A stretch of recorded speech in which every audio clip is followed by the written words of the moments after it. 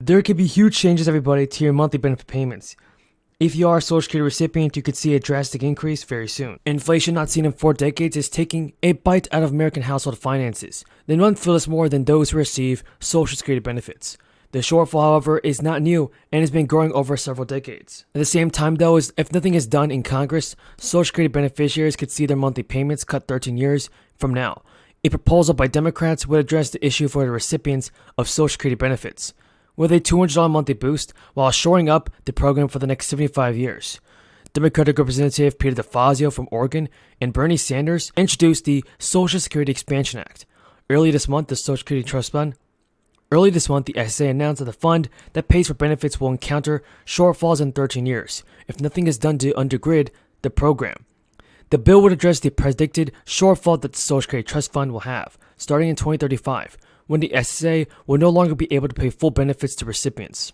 And according to the president of the Social Security Analysts Association, if Congress does not shore up Social Security benefits, it will be cut up by around 20% in 13 years' time. And many seniors rely on Social Security for the majority, if not all, of their income. That's what she told CBS News. Additionally, the bill would boost the monthly amount that recipients receive by $200, change the way benefits are indexed annually, and put in place a mechanism to fully fund the changes for the next 3/4 of a century. In 2022, the average monthly Social Security check is about $1,700, which is indexed annually to inflation. That was an increase of $93 on average over the previous year after the cost of living adjustment increase by 5.9% for this year was implemented.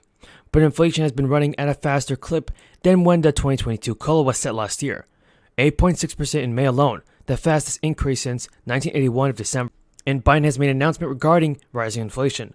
The president said Americans are really down after 2 years of a crisis and amid rising gas prices, but the economy is in better shape than many think. In an interview with the news organization, Biden told the Associated Press that the recession is not inevitable, and there is zero evidence that the $1.9 trillion relief package is the main reason prices are high. Biden said employment and wages have gone up under his watch, and people have less credit card debt, more money in their savings account, and more job satisfaction. He also pointed to recent reductions in the federal deficit. Some economists claim that drop is largely due to the ending of expanded unemployment insurance and increased tax revenues from recent economic growth. But polls show that Americans are worried about the economy and give Biden weak marks for his leadership on that.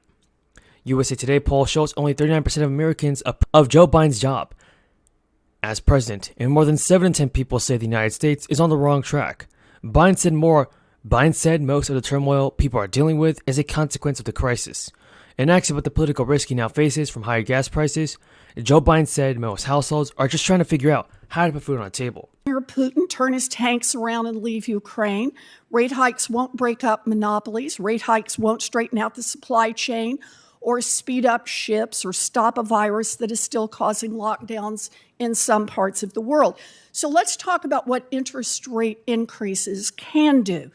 Chair Powell, you said last week that interest rate increases, quote, moderate demand. Can you just explain a little more about what that means?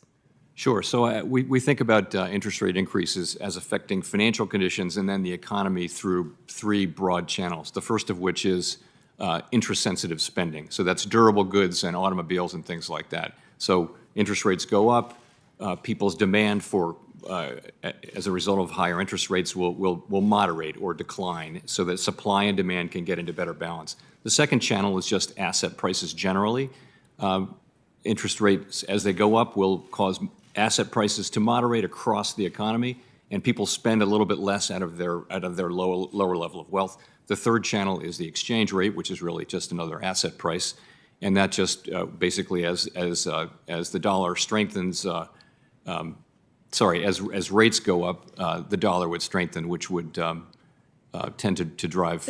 So I appreciate this, and I do appreciate the explanation, but let me just see if I can just put a little more plain vanilla explanation of what's going on here. If I understand what you've said and what economists are saying across the board is that when you raise interest rate, there's going to be less money to invest, and that is it's going to dampen business investment. Is that a fair statement? I think the idea is to Makes it again, more expensive moderate demand to invest. so that it can be in better balance with Okay. supply. And So the current it's gonna make it situation, more- demand is well in excess of supply in some areas of our More expensive to invest, which in turn is going to throw workers out of work. And when they're out of work, they have less money to spend. So I get that rate increases stop companies from spending money to build new plants or to buy new trucks or to hire new people. Right, Chair Powell? When money's more expensive, they're less inclined to do that. I think that's what you just said on asset pricing, right? Well, in the labor market, you have, as you know, you have a situation where there's a shortage of workers, and there are two job vacancies for every person who's actively looking for work. So part of this is to get the labor market back into balance. Well, I appreciate you call it back into balance. What I'm trying to get at, though, is what does the tool of... Thank you, Chairman Brown, Senator Tillis, and other members of the committee. I appreciate the opportunity to present the Fed's semi-annual monetary policy report. I'll begin with one overarching message. At the Fed, we understand the hardship that high inflation is causing. We are strongly committed to bringing inflation back down, and we're moving expeditiously to do so. We have both the tools we need and the resolve it will take to restore price stability on behalf of American families and businesses. It is essential that we bring inflation down if we are to have a sustained period of strong labor market conditions that benefit all. I will review the current economic situation before turning to monetary policy. Inflation remains well above our longer-run goal of 2%. Over the 12 months ended in April, total PCE prices, that's personal consumption expenditures prices, rose 6.3%. Excluding the volatile food and energy categories, core PCE prices rose 4.9%. The available data for May suggests that the core measure likely held at that pace or eased slightly last month. Aggregate demand is strong, supply constraints have been larger and longer lasting than anticipated, and price pressures have spread to a broad range of goods and services. The surge in prices of crude oil and other commodities that resulted from Russia's invasion of Ukraine is boosting prices for gasoline and fuel and is creating additional upward pressure on inflation. And COVID-19 related lockdowns in China are likely to exacerbate ongoing supply chain disruptions. Over the past year, inflation also increased rapidly in many foreign economies, as discussed in a box in the June monetary policy report. Overall economic activity edged down in the first quarter as unusually sharp swings in inventories and net exports more than offset continued strong underlying demand. Recent indicators suggest that real GDP growth has picked up this quarter, with consumption spending remaining strong. In contrast,